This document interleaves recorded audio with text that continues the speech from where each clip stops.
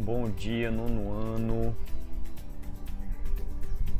A aula de hoje nós vamos sair fazer uma revisão de física, já que a semana que vem será uma semana, mais uma semana de avaliações.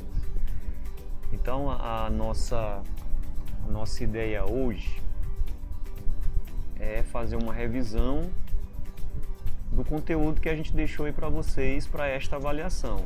No caso foram dois, lançamento vertical para cima e grandezas vetoriais. Grandezas vetoriais, decomposição de um vetor. Então eu trouxe aqui umas 4 questões que eu extraí lá do livro e vamos aqui respondê-las, Vamos devagarzinho aqui que a gente chega lá. Então vamos primeiro ver o lançamento vertical para cima. Então vamos responder essa questão aqui, A primeira é: um móvel é lançado. Móvel, esse termo móvel é utilizado para um objeto em movimento, Então utiliza-se essa terminologia aí. Móvel seria um objeto em movimento. Então um móvel é lançado verticalmente para cima com velocidade de 72 km por hora. Então vamos raciocinar aqui. Imagine que esse móvel seja uma pedra, Então o sujeito aqui foi e arremessou essa pedra para o alto. Arremessou aí a pedra para o alto. E arremessou com tal intensidade que essa pedra ela vai subir verticalmente, certo? Ela não vai sofrer nenhum desvio aqui, ela vai exatamente na vertical. Então ela foi arremessada verticalmente para cima com esta velocidade aí de 72 km por hora. Então é a velocidade com que ela foi arremessada. Então a gente pode dizer aqui já que esta é uma velocidade inicial que ela tem, que é a velocidade com que ela foi arremessada. Admita a gravidade. Então a gravidade a gente vai representar por um vetor vertical para baixo em sentido contrário do movimento da pedra. Sempre assim. Então admita a aceleração da gravidade 10 metros por segundo ao quadrado. Despreze o atrito com ar e determine o tempo gasto na subida. Então isso seria um primeiro cálculo que a gente vai fazer, calcular o tempo gasto na subida, ou seja, o tempo de subida, vou representar por TS, tempo de subida, e a altura máxima atingida, ou seja, a altura máxima é justamente o deslocamento que ela vai ter até o ponto em que a velocidade dela se anular. Até um ponto em que a velocidade se anular, ou seja, quando a velocidade for zero. Porque o que acontece nesse movimento?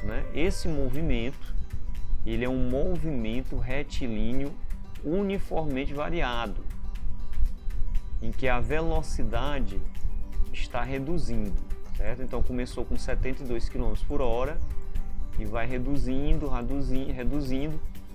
até atingir zero no ponto mais alto, certo? Então com essas informações é possível aqui facilmente determinar então qual que é esse tempo de subida. Qual que é a equação que nós vamos utilizar? A equação do movimento retilíneo uniformemente variado, que a gente utiliza para determinar a velocidade do objeto, e escrevendo um sinal negativo para o G, que é a aceleração da gravidade. Então, para achar esse tempo de subida, TS. Então, essa é a equação que a gente vai usar. Então, aqui está fácil, A gente só precisa observar a questão das unidades. Veja que a velocidade ela está expressa em km por hora e a aceleração da gravidade em metros por segundo ao quadrado. Então o que a gente vai fazer? Vamos converter essa velocidade inicial, A velocidade inicial, que está expressa em km por hora, vamos transformar ela para metros por segundo. Então o que a gente vai fazer? Vai dividir esse valor por 3,6. Dividindo esse valor por 3,6, a gente encontra aí um valor igual a 20 metros por segundo. Pois então é este valor aqui, é este número aqui, 20, que vamos utilizar lá no VI, na velocidade inicial. Ok?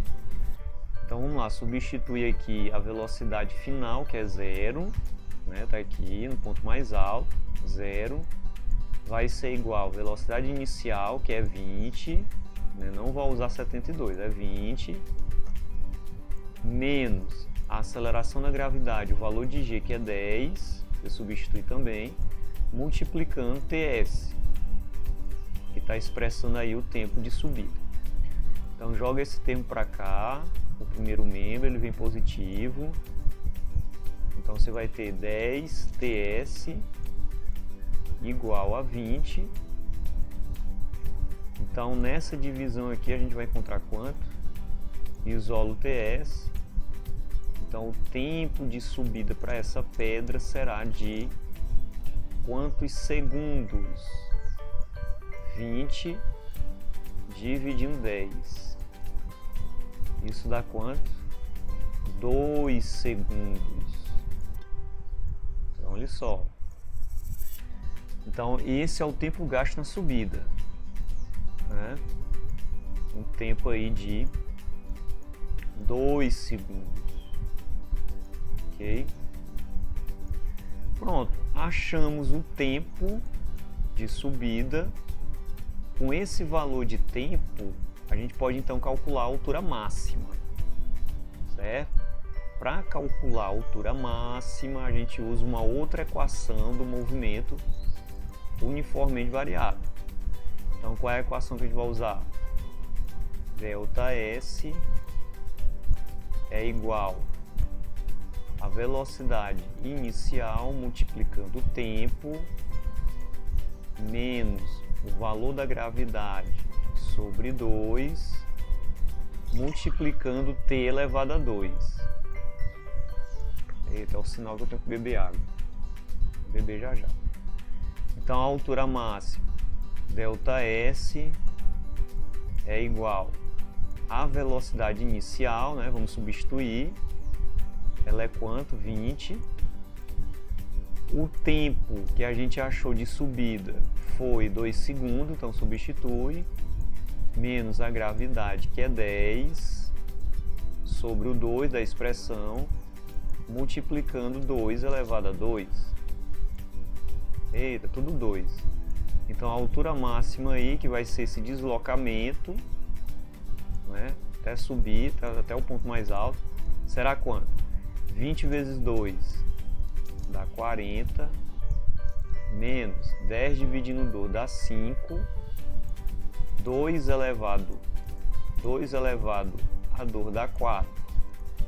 Então a altura máxima atingida será de 40 menos 20.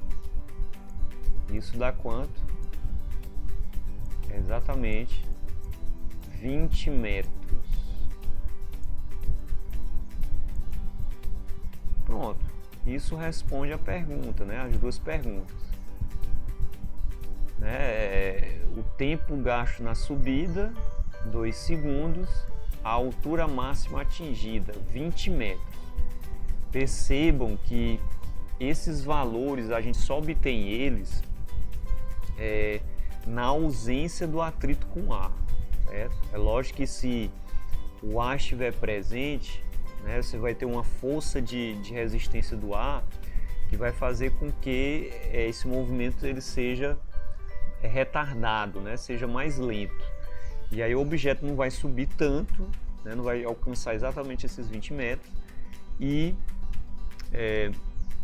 esse tempo de subida, então, ele vai ser um tempo reduzido, né? Então isso aí é o valor máximo, vamos dizer assim, que o objeto atinge desprezando-se a resistência do ar. Ok, então foi a primeira, né?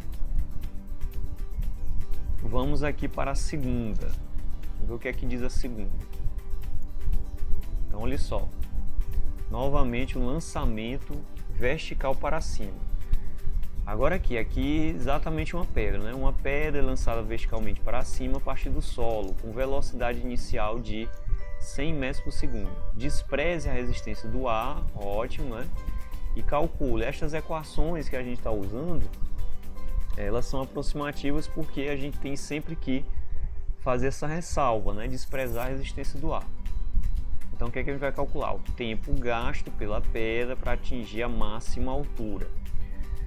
Então aqui você vai ter um problema semelhante à primeira questão, né? Então o tempo gasto pela pedra para atingir a altura máxima.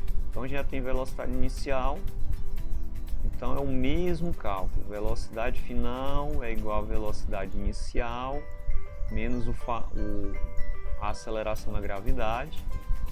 Como é para determinar o tempo gasto para atingir a altura máxima, a velocidade final novamente zero. A velocidade inicial aqui já está em metros por segundo, precisa transformar, então é igual a 100, menos a aceleração da gravidade, que é 10, vezes t. Novamente, transfere para cá, nós vamos ter 10t igual a 100. Então, esse tempo de subida nessa questão será 100 dividindo 10, que dá 10 segundos. Então, eis aqui a resposta da letra A. Então, essa pedra levará 10 segundos para atingir a máxima altura.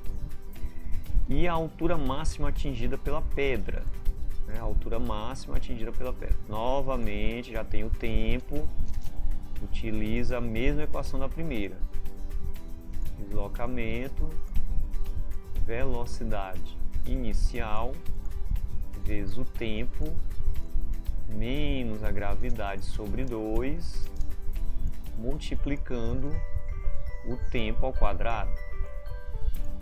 Então, novamente, ΔE será igual à velocidade inicial, que é 100, vezes o tempo, a gente encontrou aqui 10, vezes 10, menos a gravidade, que é 10 por 2, dá 5, vezes o 10 elevado a 2. Então, o deslocamento será igual a 100 vezes 10, que dá 1000, menos 5 vezes 100. Então, fazendo essa multiplicação aqui, a gente vai ter um deslocamento que será 1000 menos 500. 1000 menos 500, teremos aí um deslocamento a uma altura máxima de 500 metros. Agora, esta pedra aqui subiu muito, né? Então, subiu uma altura imensa aí, mas é preciso ver também com que velocidade ela foi arremessada, né? Então, veja aí no problema que ela foi arremessada aí com uma velocidade inicial de 100 metros por segundo, né? Então, ela subiu aí com um impulso grande. 100 metros por segundo são quantos quilômetros por hora, né? 360 quilômetros por hora. Então, ela subiu muito, com uma velocidade muito alta. Só que à medida que ela sobe, né, na vertical, essa velocidade vai reduzindo, até quando ela atinge zero, ou seja, quando a pedra para, e ela vai parar aí a essa altura de 500 metros acima do solo. Beleza? Então, foi a segunda questão. E o outro assunto que nós vimos foram as grandezas vetoriais. Certo? Então, aqui tem uma questão, tem duas questões, aqui é a primeira, né? Que é a terceira aqui desse exercício. Então, vamos ver o que é que a gente pode fazer aqui nessa questão. Então o avião voa do Rio de Janeiro para Salvador.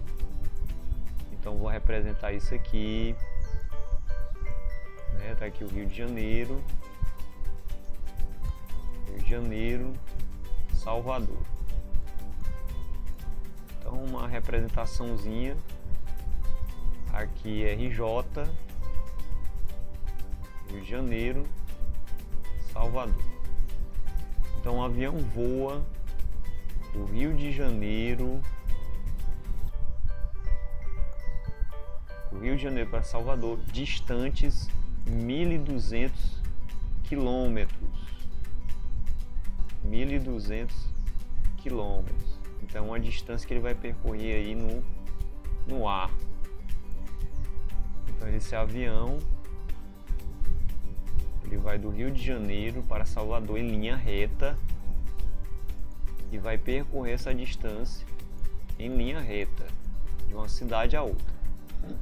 Seu piloto faz as turbinas promoverem uma velocidade de 850 km. 850 km por hora. Esta é a velocidade do avião. Em relação ao ar, o percurso é coberto em 90 minutos. Então esse é o tempo que o avião leva para percorrer essa distância. 90 minutos. 90 minutos. Então o que é para determinar aqui? A velocidade resultante do avião em relação ao solo. E a velocidade do vento e o sentido em que ele sopra. Então, repare o seguinte, para responder a letra A, nós vamos determinar a velocidade que o avião tem em relação ao solo. Então, esta velocidade é simplesmente pegar a distância, 1.200 km, e dividir pelo intervalo de tempo.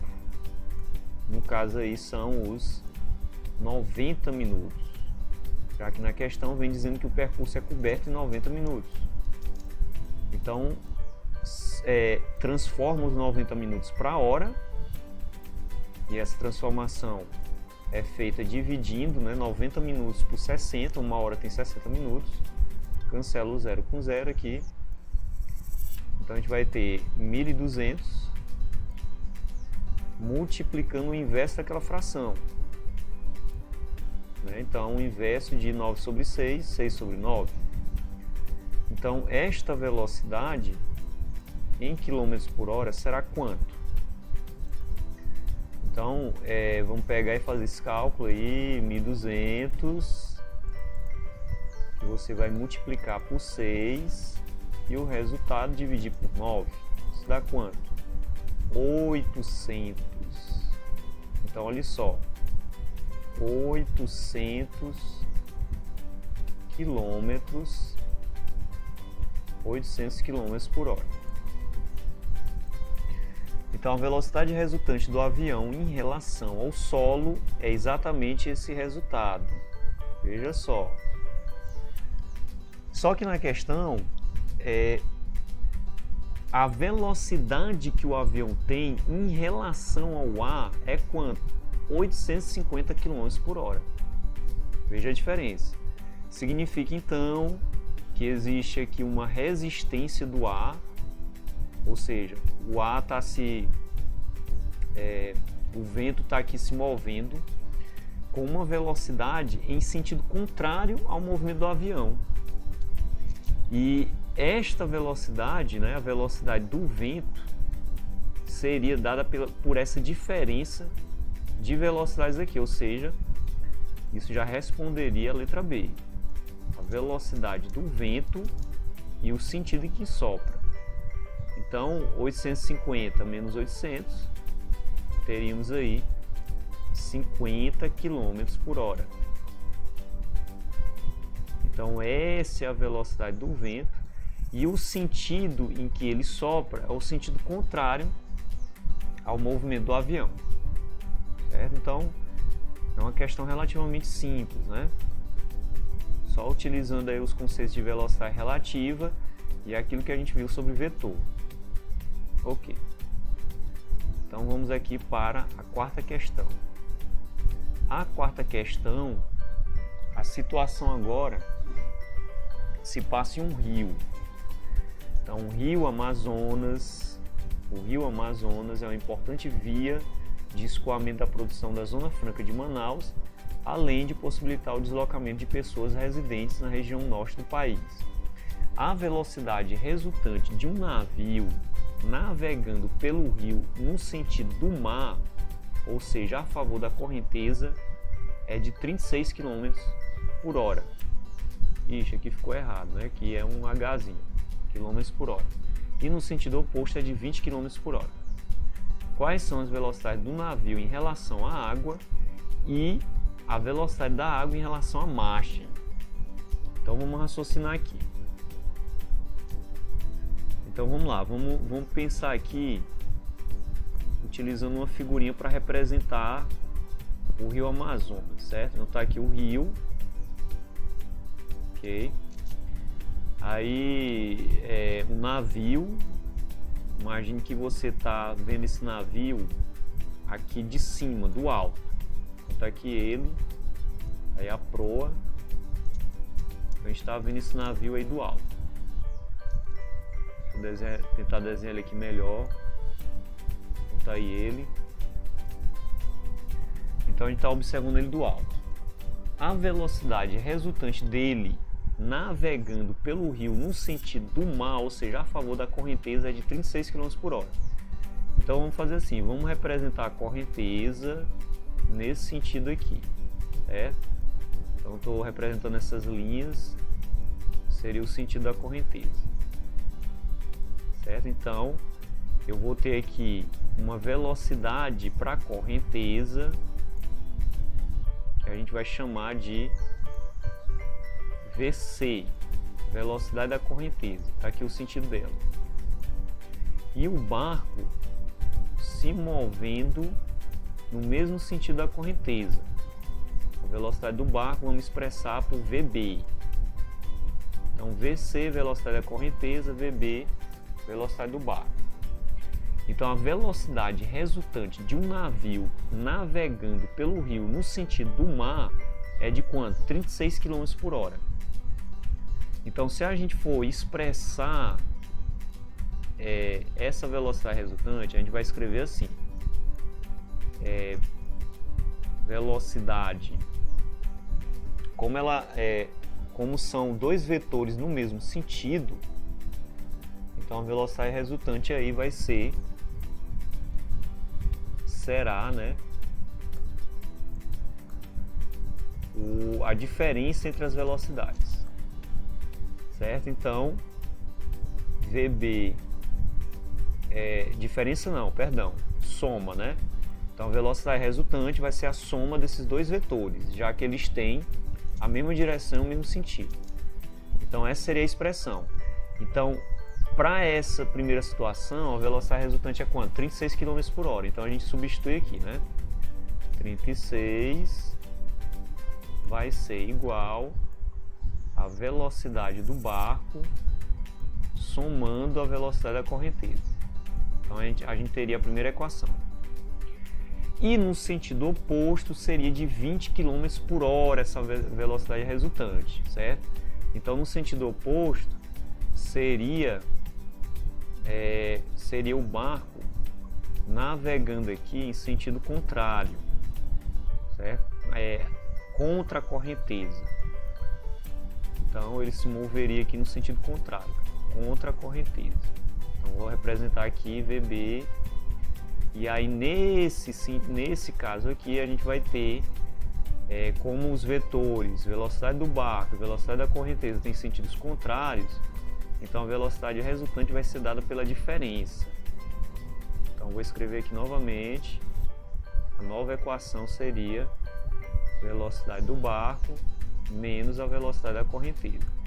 Essa diferença resultante seria de 20 km por hora, igual a VB menos VC.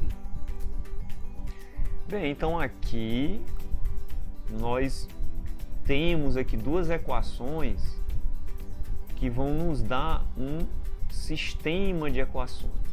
Então veja só, 36 igual a VB mais VC,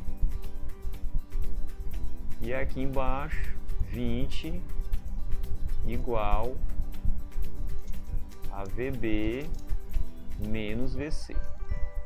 Ora, um sistema de equações que a matemática nos ajuda a calcular. Então, um sistema que a gente pode fazer aqui pelo método da adição, certo? Então, somando termo a termo, 36 mais 20 dá 56.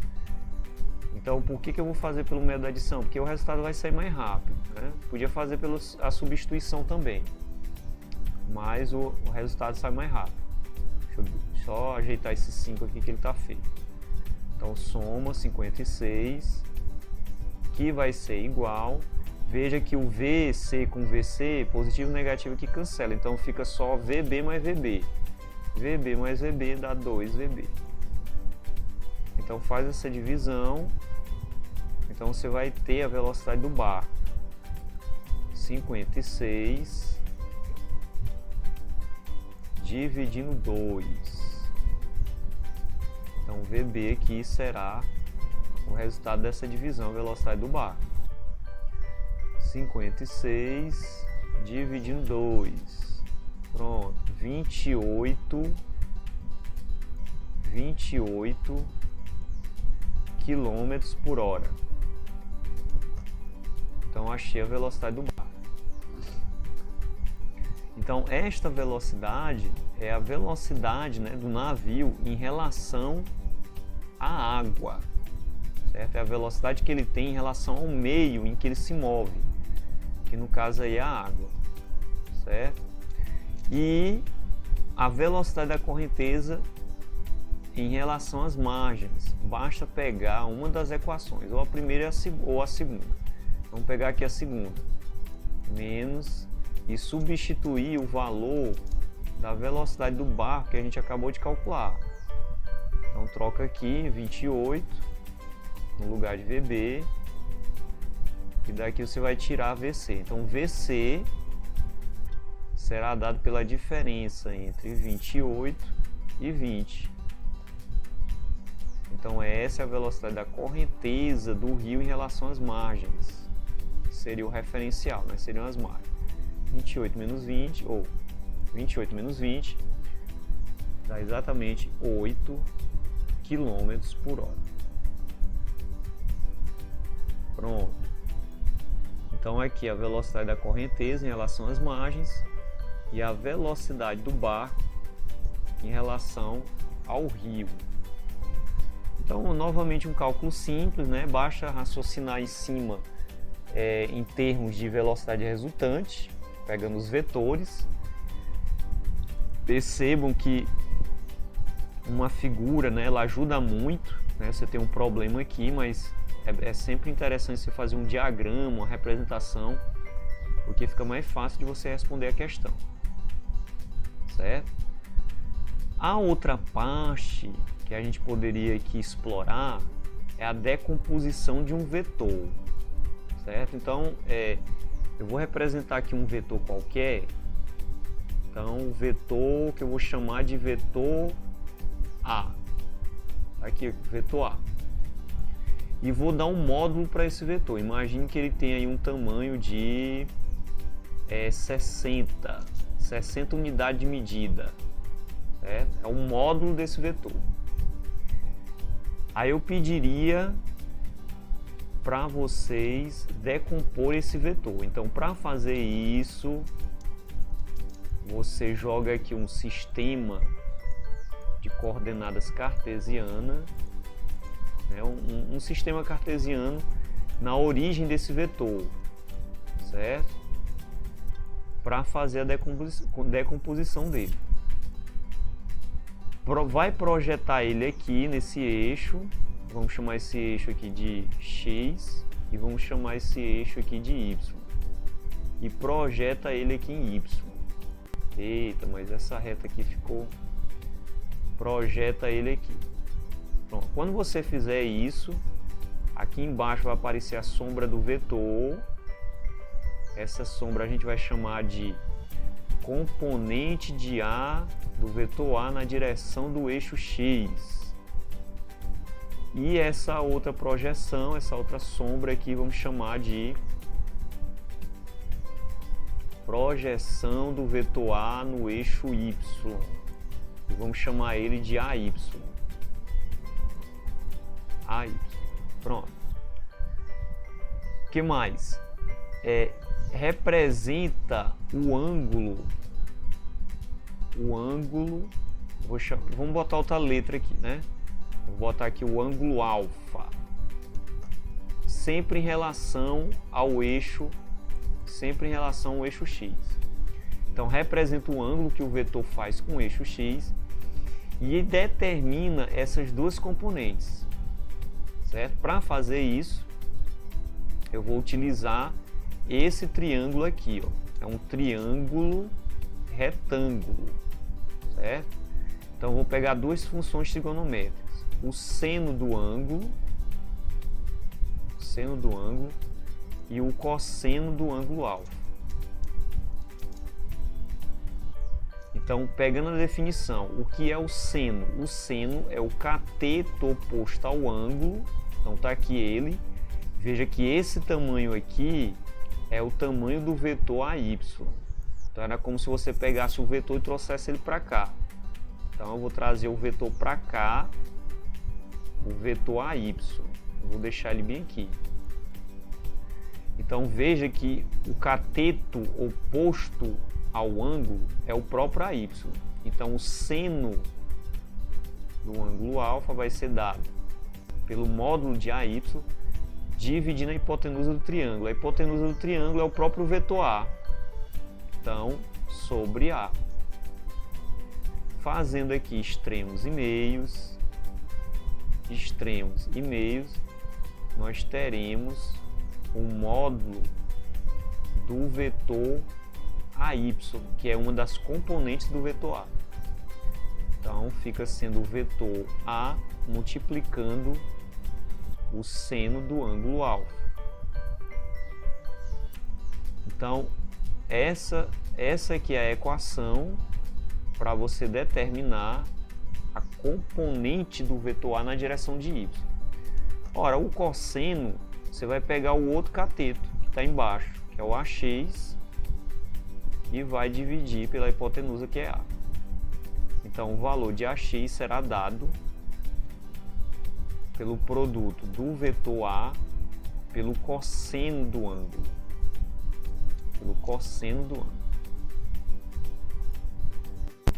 Ah, tá. Então, eu posso fazer aqui um cálculo, né, com este exemplo, supondo que o ângulo alfa seja igual a, sei lá, 60 graus. Vamos supor isso. Então eu posso calcular o AY pegando o valor de A, que no caso aqui é 60, e multiplicando pelo seno de 60 graus. Então qual vai ser o valor da componente AY nessa situação? Será o número 60 multiplicando o seno de 60. Seno de 60 é a raiz de 3 sobre 2. Então a gente terá aqui para AY um valor de 30 raiz de 3.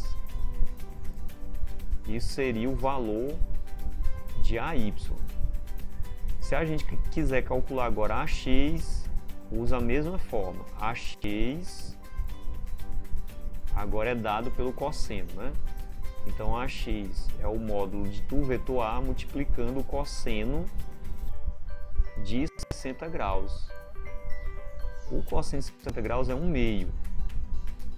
Então AX será igual a 60 multiplicando 1/2.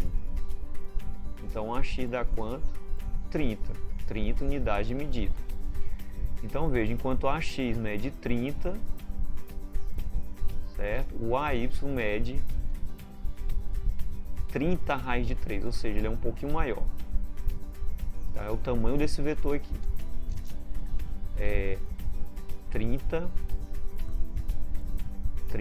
raiz de 3. Pois bem, turma, então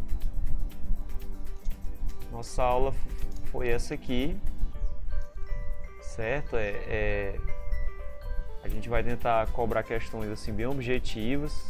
Por exemplo, nessa parte de vetor, a gente pode pedir para você determinar o vetor resultante, né? Pode pedir para você alguma questão para você fazer essa decomposição e usar essas fórmulas, né? Para calcular a componente de um vetor na direção de x, componente de um vetor na direção de y, né? Por exemplo, se eu tivesse uma questão que ela fosse dada por essa situação aqui, um vetor, certo? Aqui um vetor, é o vetor A, e aqui o vetor B. Eles são perpendiculares entre si. E eu pediria para você determinar qual que é a resultante desses dois vetores. A resultante seria um vetor passando aqui na diagonal deste paralelogramo. Você fecha a figura, desenha aqui um paralelogramo, e aí o vetor resultante, que eu ia chamar de V, seria esse vetor passando aqui na diagonal dessa figura. Então, para fazer esse cálculo, você aplica essa expressão. O vetor resultante ao quadrado é igual à soma dos quadrados dos dois vetores. Aqui é a forma de você determinar o vetor resultante quando os vetores são perpendiculares entre si, certo? Então você já usa a expressão assim.